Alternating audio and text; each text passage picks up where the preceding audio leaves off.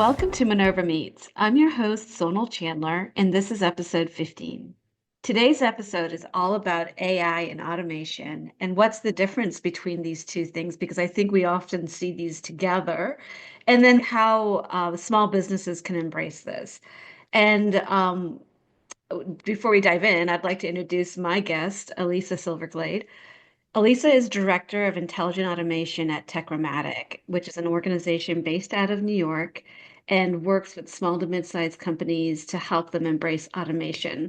Welcome to the show, Elisa. Thank you so much for being here. Thank you so much for having me. So, before we dive into anything, if you could please tell our audience a little bit of background about yourself and how you got into automation. Yes, thank you so much. Techromatic is traditionally an IT managed services provider who started building software robots for a healthcare client about 5 years ago. Now, at the time, I was not employed with Techromatic, but Paul Smith, the CEO, and I had been talking about what he was doing for this healthcare client, and I became fascinated with the technology. I Mhm. had all kinds of ideas about what he should be doing to sell this technology to other organizations. And we ended up deciding to bring me aboard Techromatic to do just that. So I kind of, dove into robotic process automation, Mhm. like I said at the time, in healthcare. But we have since found a new partner making it possible to offer the technology to small and mid-sized businesses. And my focus is in legal services because I have 15 years experience managing a small law firm. Wow, super cool. What a great journey. Yes. And what a great industry to stumble upon too when it comes to automation, right? Yes. Well, when I first heard about the technology, I thought, oh, wow, this would be great for lawyers because, we always go back to our own experience, right? Yep, And yep. at the time, it was just too expensive, and Paul was like, no lawyer's going to spend, $1 million on Yeah, this, right? yeah, yeah. But it's changed now. So it's a fraction of that cost and Mhm. it's now accessible. So it's really exciting. Absolutely. And who would have known that I would be into the AI automation game, even just like 2 or 3 years ago. Right. So I it's know. helping all of us. I know. I Um, know. so why don't we start by defining for our audience really what the difference is between AI and automation? And I'll let you go first from an automation perspective, and I'll chime in with some AI nuggets, if you will. Yeah, absolutely. It's kind of all in the name, right? So like artificial intelligence is looking to Mhm. mimic human intelligence, and you can, Right. expand on how that's valuable. When we're talking about automation, intelligent automation, robotic process automation, we're really talking about the mechanics. So it is a software. It's not a physical robot that's in an office. It's a software Mhm. that's living on the computer, but it's essentially executing the clicking and keystroking mechanics of working on the computer. So when you take a look at our workday, most of us spend a huge chunk of our workday, even people who are in, the C-suite, are spending a portion of their workday on repetitive, time-consuming, Mhm. predictable, manual behavior. And that's the stuff that we look to automate. And so we're really looking at the mechanics of clicking when we're talking about automation.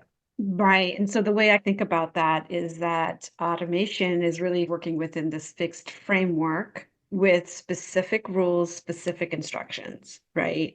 Yes. Where AI is really analyzing information or data, and then it could be recognizing patterns, it's making predictions. So very different, from what automation is doing. Yes. And I think that that's a key distinction that often gets lost or gets mixed in like, oh, well, AI automation, it's one Right. thing, right? But there is that Right. core difference between the two. And at its core, AI really it relies on machine learning, on uh, what's it, NLP. So there's different techniques that it relies on to mimic those human behaviors that you mentioned earlier. Right, right. And and there's a lot that goes into an AI solution and perfecting it. And automation is actually, it can be very complicated, but it tends to be more straightforward because Yeah. you're not really looking to duplicate any nuance or creativity or discernment or like that thinking, Right. Right. right? But like, Yeah. if we can talk about, they are separate, but they're also integrated and overlapping because automation, it's not really almost ever going to be pure automation, right? Like there are Mm-hmm. AI components. Yeah. And then automation integrates with everything. So when we Yeah. have solutions where we think that, AI is going to be really helpful in either, generating copy or analyzing or processing, we can use the robotic process automation to integrate with AI and Hmm. provide that solution. Or we Yeah. may use an AI agent that is going to integrate with the automation. Yep. Absolutely. Yeah. In fact, I wrote this down because when I came across this description, I thought, oh, this would be good for the podcast. Yeah. And I knew we were doing this, but the core difference between automation and AI is that automation does, so it's the doing, Yes. whereas AI is the thinking, the learning, Yes. and it adapts based on the data or the inputs that it gets. Right. And that's a great way to pivot to kind of understanding how we use it. So, Yeah. and how it is it has progressed and developed even in recent times. So like a year Yeah. ago, for example, let's say we wanted to automate a situation where a bot is going to determine what document it's looking at and what it needs to do to follow up on that document. Okay. Hmm. So Hmm. let's say a year ago, we would have had to program the bot kind of step by step. If it's this document, do this. If it's that document, do that. And it could, even if it's hundreds or thousands, you're doing Right. each one, right? Right. The Whereas if then now, stuff. Yeah. right. And like now you're using AI where you can actually just like have a spreadsheet that has Hmm. every possibility and every outcome, kind of upload it to the bot. And then the Hmm. bot uses AI, like you said, right, to kind of Yep. process, evaluate. So it's Yep. not quite the same mechanics as checking each line item, but you Yeah. get the same result. Yeah, it's great. I think that was a really good example to explain how that operation works, right? And how it's evolved too. But let's talk about how small businesses and small to mid-sized organizations are adopting AI and automation. So, clearly businesses are always looking for ways to save time, save money, become more efficient. But I've noticed a trend that small businesses tend to want to dabble in this area, but don't necessarily know where to start. Right. So can you tell me a little bit about, why SMBs should adopt AI and automation? Oh yeah. I mean, as you said, like it's pretty clear cut. Like it's, if something that is time consuming can be done, faster, then it's going to Yeah, save money. If something that's error prone can be done without error, it's going to save money, yeah, right? If something that's absolutely. time consuming can be done overnight, it's good, so like you've Hmm. got, you're always going to be increasing efficiency, productivity, and accuracy. And those Hmm. three things are always going to lead to cost savings. Yeah. Because your focus is in the legal profession, do you have a use case that you can share where maybe you took a client on a journey from maybe they were a little risk averse to now they've adopted AI completely? So we're kind of pioneers in this space. Mhm. But yes, I mean, I don't know about the hesitant part. I would say my best use case, I'll be honest, is Sure. somebody who was pretty gung-ho about automation. That's And great. yeah, so I mean, and listen, let's be honest that, in terms of, us being efficient in our industry, like we want to talk to the people who are tech forward, Yeah. right? Like Yeah. it's going to be like, I don't really need to climb that hill with the people who don't trust technology and don't Yeah. want to get involved. Like we can Yeah. have that conversation, but really the people who are tech forward and who know that they need to leverage technology to be successful are going to be Hmm. the people who are the most successful with technology, right? Yeah. Absolutely. But 100%. my favorite use case is a client, an estate planning firm out of Chicago, small firm, about 8 lawyers and 10 support staff. Mhm. And, their biggest pain point was not even the incredibly time-consuming nature of probate, Yeah. but was a revolving door they had on this position. So they had a department of 3 paralegals dedicated to probate administration, but they had to refill the position every 12 to 18 months. Oh, wow. Yeah, Okay. so you're talking about, think about all the time that a law firm who doesn't necessarily have, an internal human resources department, so you're Hmm. talking about every 18 months having to go out and re-recruit and re-onboard and retrain to get Gosh. somebody up to speed, and then 12 months later, the next person's leaving. Yeah.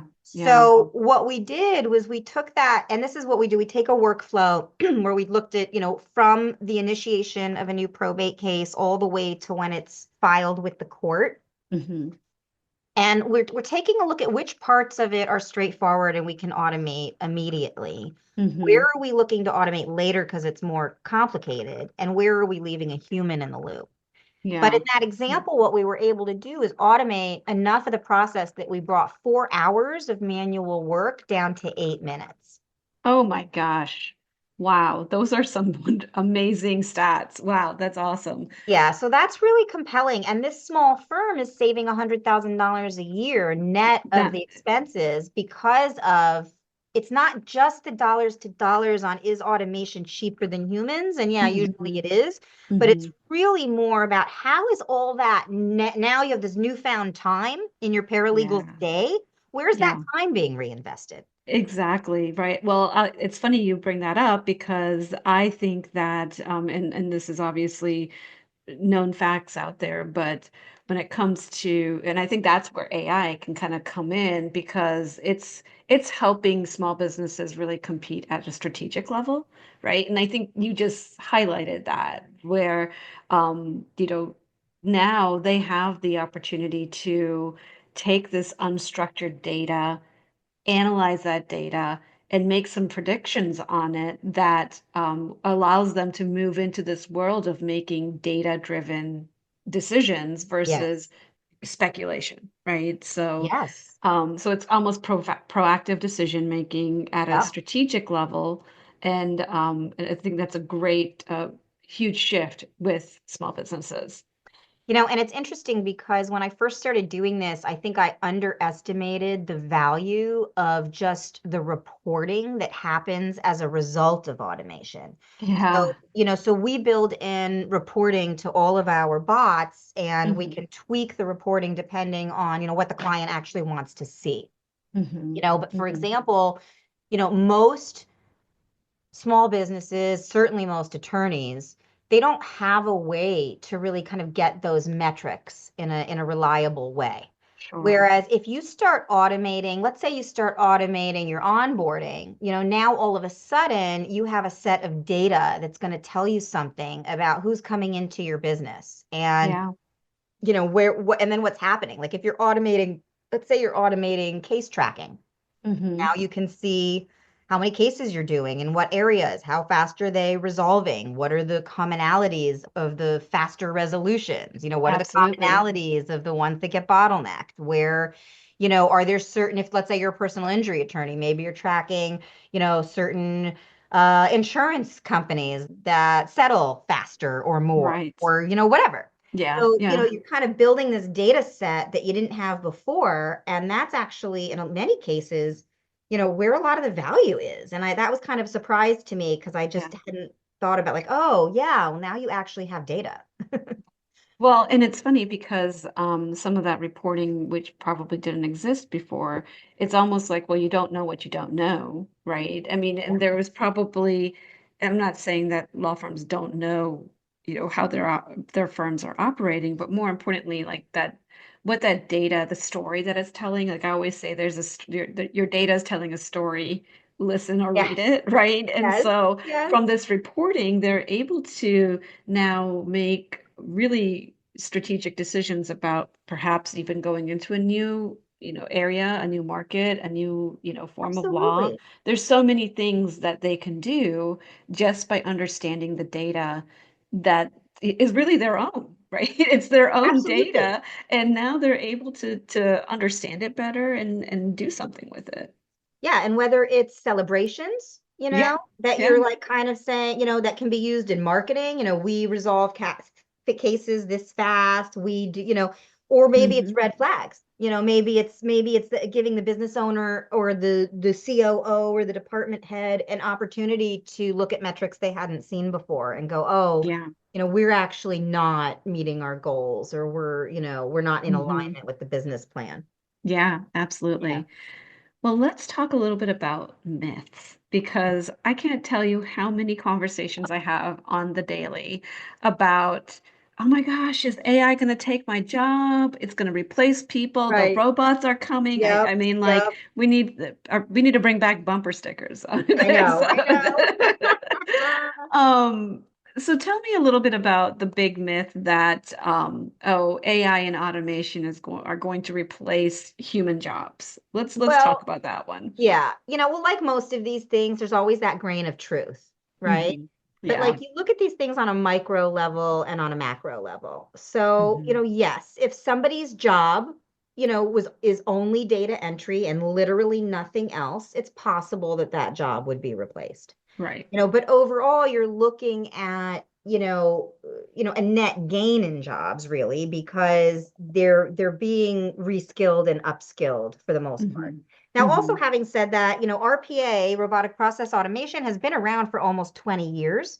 Although, as I mentioned before, it's been used by kind of the richest companies in the world. Yeah. So they are using it differently than small and mid-sized businesses. Because if you Yeah. think about a company that has 10,000 employees, they do have people that are doing very narrow task work.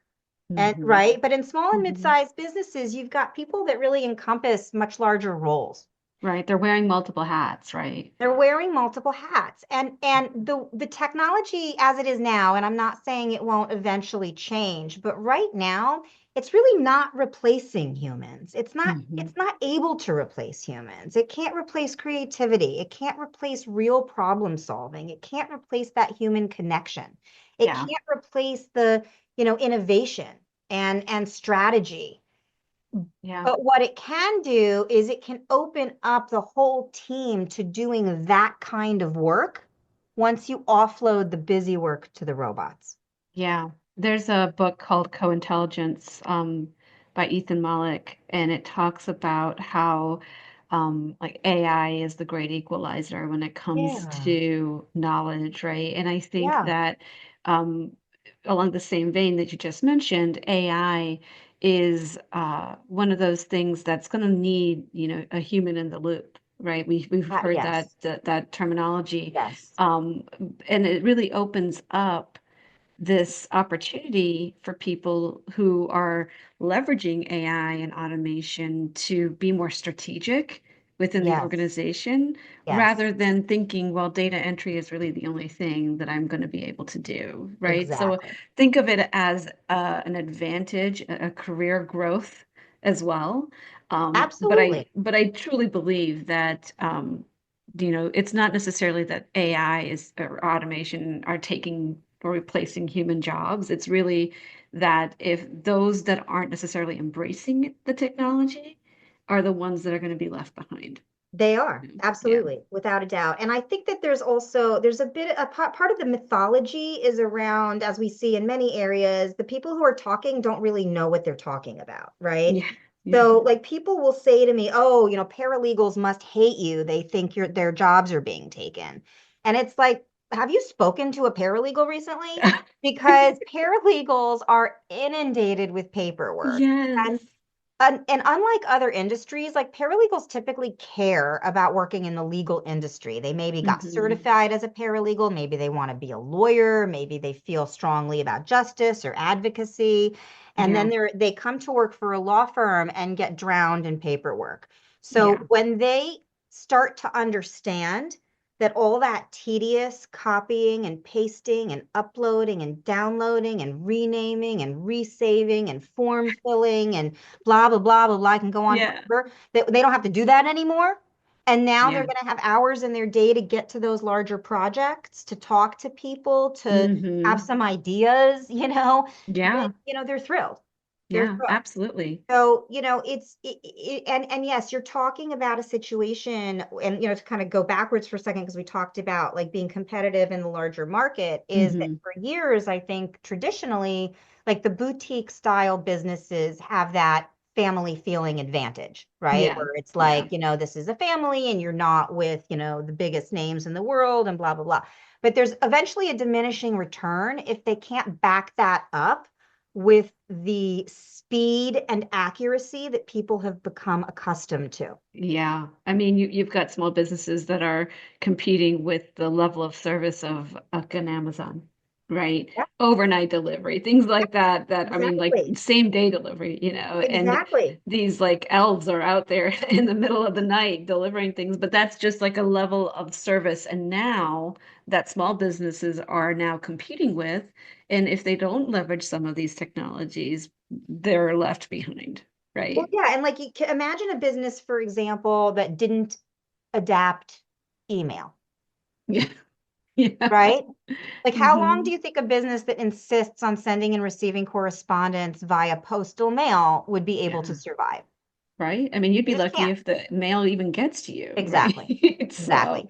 So, you've got these mhm. areas where there's kind of like I actually uh I'll give it away, but I just probably won't give it away. The guy, I'm sure what was in this podcast, but I had met with a real estate attorney that I had thought, oh, what a great opportunity for me. It's like a 20 attorney real estate firm. I'm so Yeah. excited. And like he comes on the Zoom and I just see stacks of paper behind him and I'm going, hmm.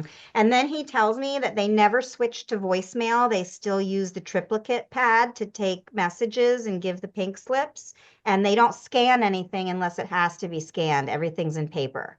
Oh, wow.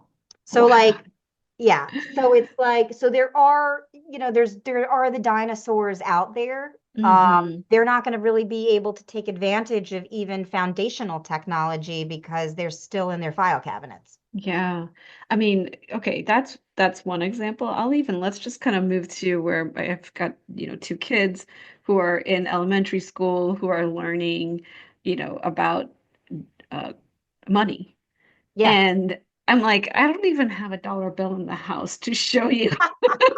Right. So, I mean, this just kind of talks about Yes. how we're moving to this digital world, right? And I, my heart aches to hear about all that paper in that office. It's Yes. just crazy, right? Yeah, you Um, got to harness it. yeah, a few other myths that I think are out there are really that, oh, AI and automation are really just things that the big businesses do, or that it's too complex for a small business. And I just wanted to at least debunk that Yeah. because there are so many tools out there now that there's Yeah. free tools, there are very low cost tools that have made AI and automation very accessible, Yes. regardless of the size of your business. I mean, I'm Yes.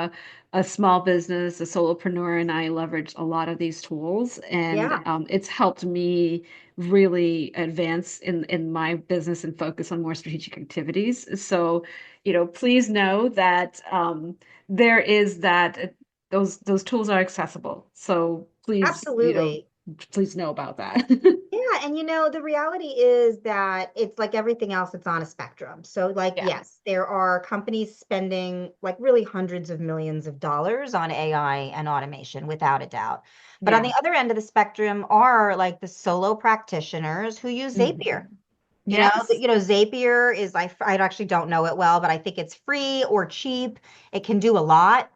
Yeah. It can probably sustain a solo practitioner with a few people and get a bunch I'm of stuff yep, automated. absolutely. I'm a use case for that. I use Zapier all the time. Yeah. Make is another one, and I mean it's super simple, and there's a very low cost to entry, if you will, right? Yes. The Yes. barriers to entry are very low. So, Yeah, and then um, you kind of you use that until it becomes constraining, right? So yes, like if you have like I don't recommend that like if you have, a business with, a handful of people. I mean, I don't know how much. I mean, Zapier it can do a lot. I know it can do a lot, but yeah, it's limited, right? It's got a yeah, list of things it integrates with. It has a list of things you can do. And once you're outside of that list or you're looking to scale throughout your tech platform, it's not really appropriate. sure, But on the early end, absolutely. Or say, like, for example, I use a product called We Connect, which yeah, is, $40 a month or something, very cheap. yeah, and it Yeah. completely automates my LinkedIn engagement.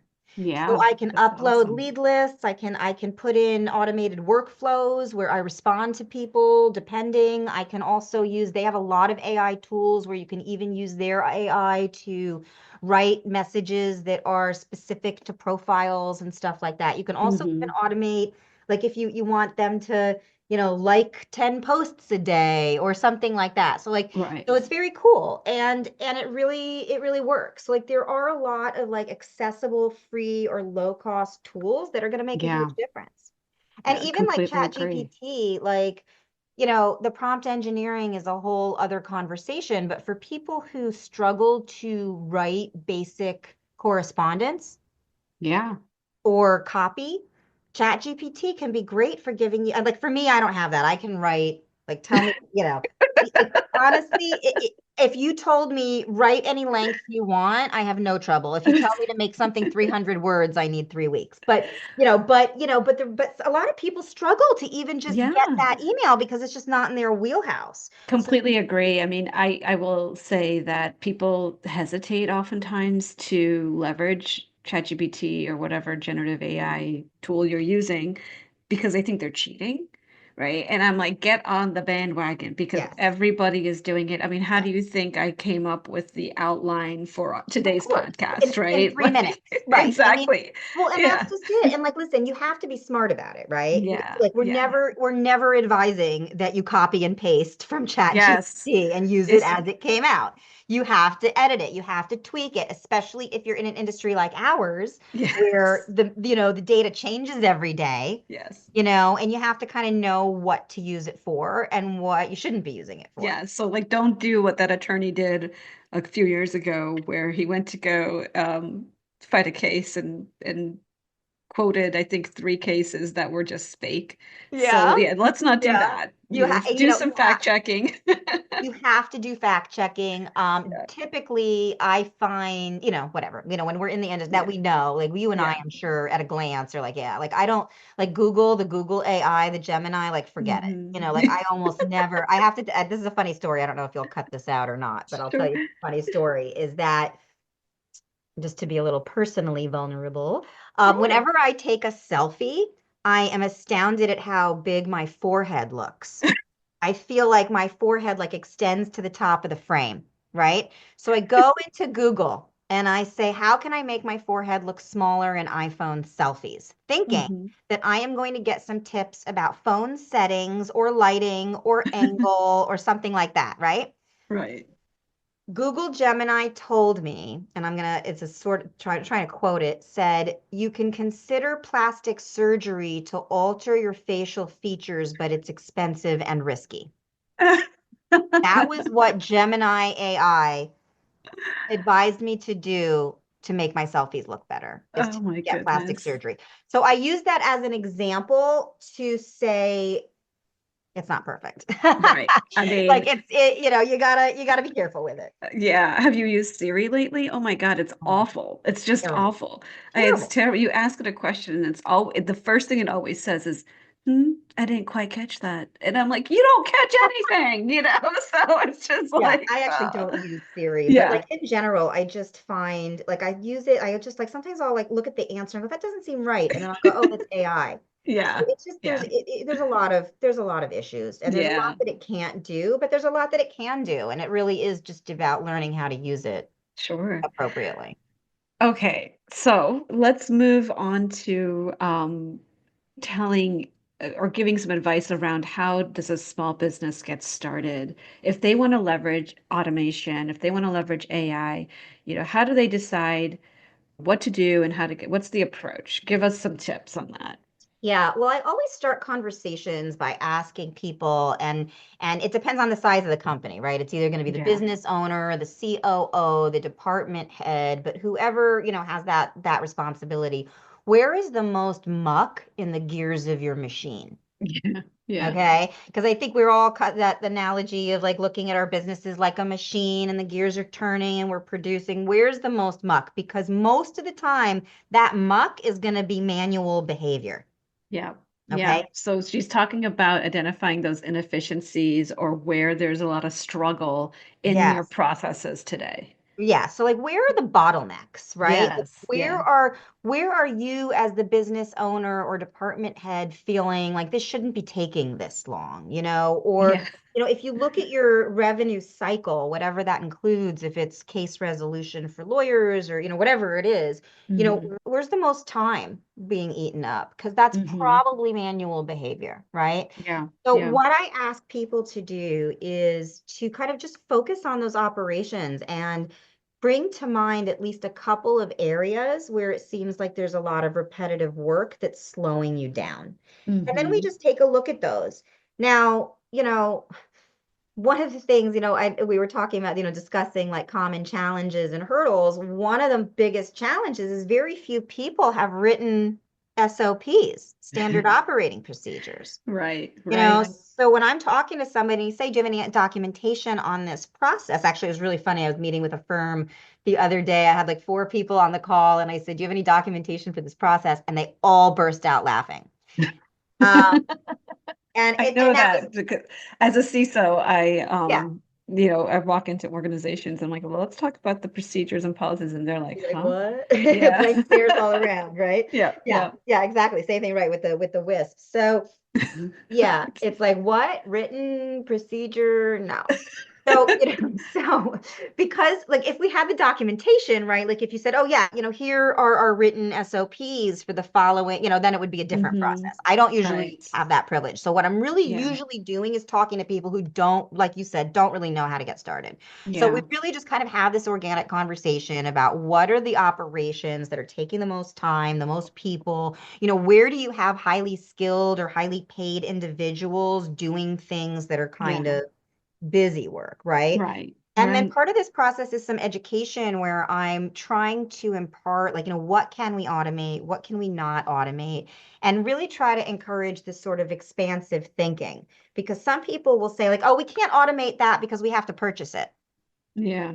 Guess what? We can automate everything around the purchase. We could Yeah. automate the purchase also, but I'm not recommending that in most cases. Hmm. But Hmm. but so people will kind of get stuck on that human element and they'll look Yeah. at a human element of a larger process and say, "Oh, this process isn't automatable." But Yeah. we really can automate quite a lot of it, right? Yeah. Yeah. So, and then what we're going to do is we're going to take a look at those couple of candidates and we're going to say, which of these processes is the most time consuming? Which of these processes is the most straightforward? And by straightforward, I mean the fewest technologies being involved and Yeah. the fewest times that a human needs to be involved. And the bang for your buck type thing, right? Like where are you going to Exactly. get the most value Exactly. by automating?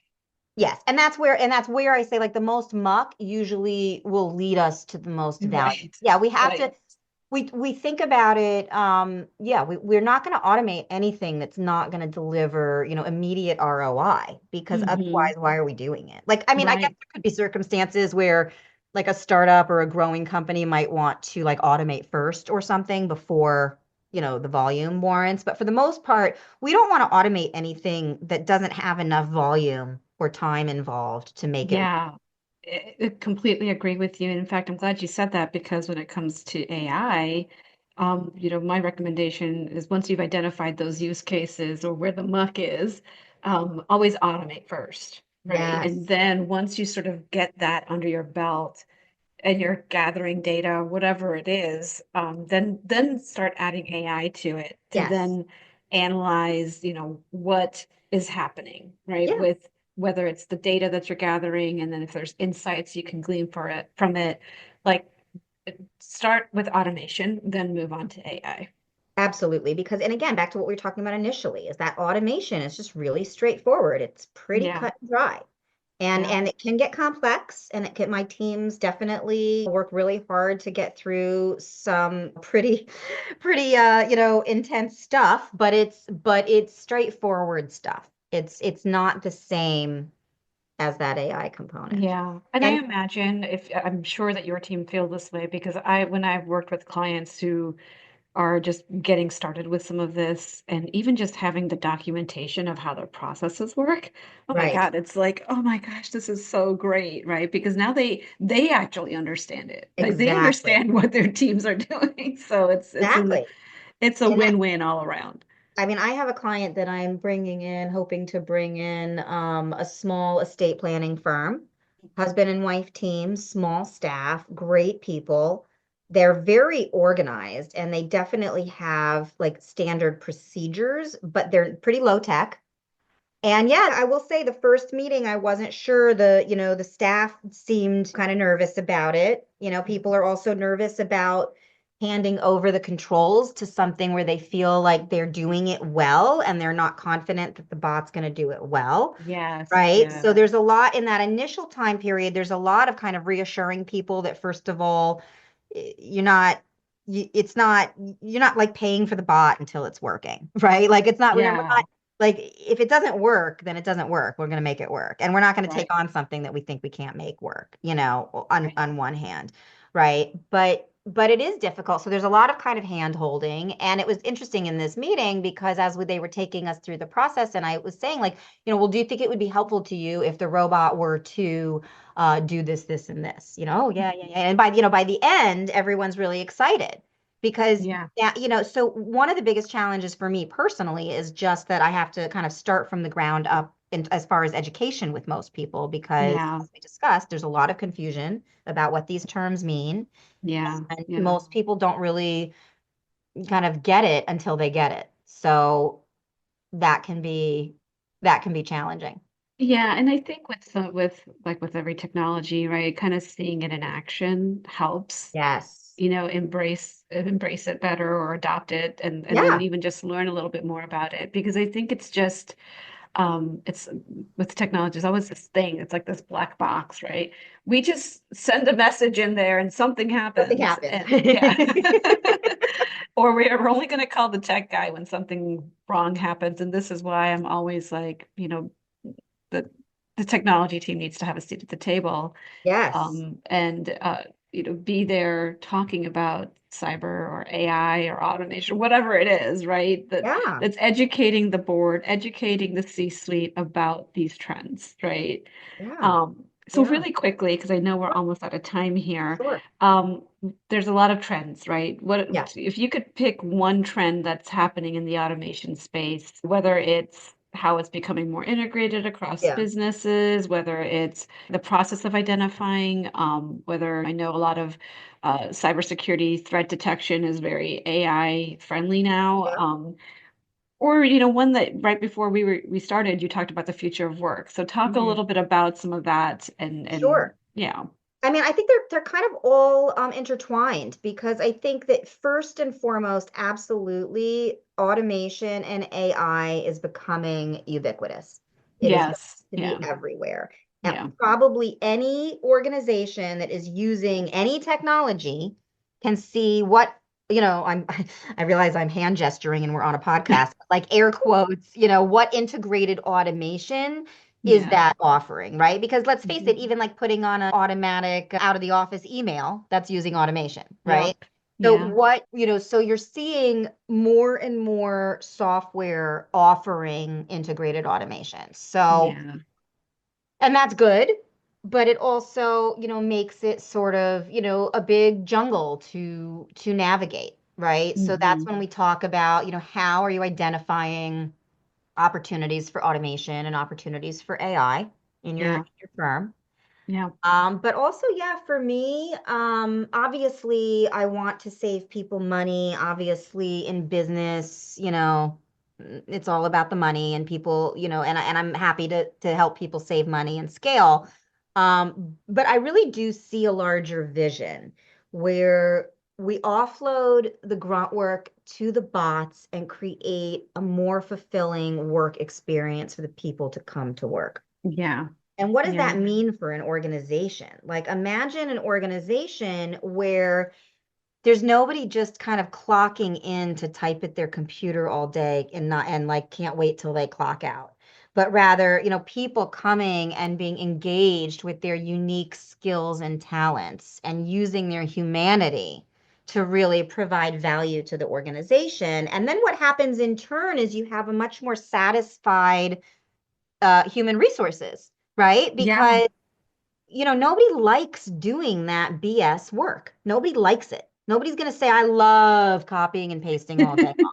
Well, it's interesting that you say this because what we're seeing now are pockets of AI being leveraged, and whether it's because it's not necessarily become an adoption within the organization, right? So then you've Mm, got other issues, right? yeah, Data leak, you've got privacy issues. yeah, But if you just actually, created a strategy around it and adopted it within your organization, you wouldn't have those types of issues. I mean, sorry, you probably would, but they would be right. at a different scale, right? Yeah, and that's a great segue into the concept of a center of excellence, Yes, right? exactly. So when you have a center of excellence focused on automation, what that means is that organizationally, you are looking at all of the operations within the organization through a lens of what can be automated. Mm-hmm. Yeah. And you're always looking for new opportunity. But also that center of excellence, and even if you don't have one, like I talk to clients about this all the time, is the method of communication to the team is crucial because of Mm-hmm. these myths. If you just say to somebody, oh, we're hiring Techromatic to build robots that do a lot of what you do. Can you please meet with Elisa and tell her everything you do? Like, Yeah. yeah, you're going to inspire panic. Like, nobody's going to Yeah. want to take that meeting. And what happens when people don't understand is they won't participate. So maybe Yeah. they won't tell us every point and click, or maybe they Absolutely. won't test it, or maybe they won't use it. Whereas we know statistically that ever since the COVID pandemic, the vast majority of people are looking for value at work. They're looking to Yeah. be fulfilled on the job. And Yeah. when you augment that communication with questions like, what do you like most about your job? What do you like least about your job? What do you wish you had more time to get to every day? What are other skills you'd like to learn on this job? What Mm-hmm. other skills do you have that you would like management to be aware of? Is there anything you would like to see in this Yeah. position? And So then what you I hear create this you expansiveness. Yeah. absolutely. I couldn't agree with you more because I think what's often forgotten, because when I kind of go on this journey with a client, it's the change adoption piece. Yes. Right. It's Yeah. the change adoption, the Yeah. change management. Yes. It's have you upskilled your resources? Do they know this is coming? Have you made them aware that this is not going to necessarily take their jobs away, but it's going to take the mundane tasks away, Yeah. right? And it's going to put them in a position to be more strategic. Yeah. Have you thought about the continuous improvement and continuous education around this?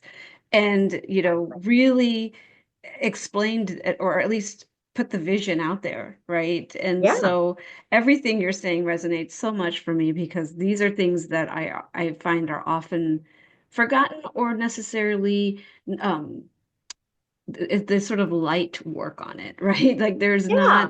there's not a lot of focus on, what's the change management of this looking like?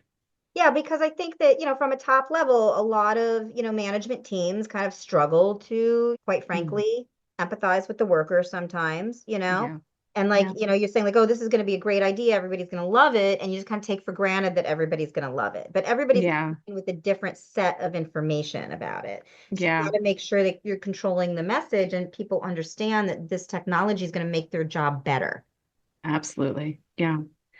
All right. Well, this has been such a wonderful Yeah, conversation. In fact, I need to have you back on so we can talk about the Center of Excellence because I'm so sure. like intrigued by it. So, yeah, Yeah, I let's love talk that. about another session to do that. But before we wrap up here, I'd love to give our audience a few takeaways that are related to, how an SMB can get started leveraging AI and automation. And I think the first one, and chime in here as I keep going. Um, I think the first one has to do with building a strong AI and automation strategy, right? And we Mhm. just, talked about this. And that strategy not only includes where you are, where you're going, but also, how you bring your staff along with you, Sure, right? sure. And I think the other part of this is finding the right partners. Like if you are in a position where you do not know, you know, anything about these technologies, but you know you want to take advantage of them, I think your best bet is to engage with someone like Elisa and her firm, or me and Minerva.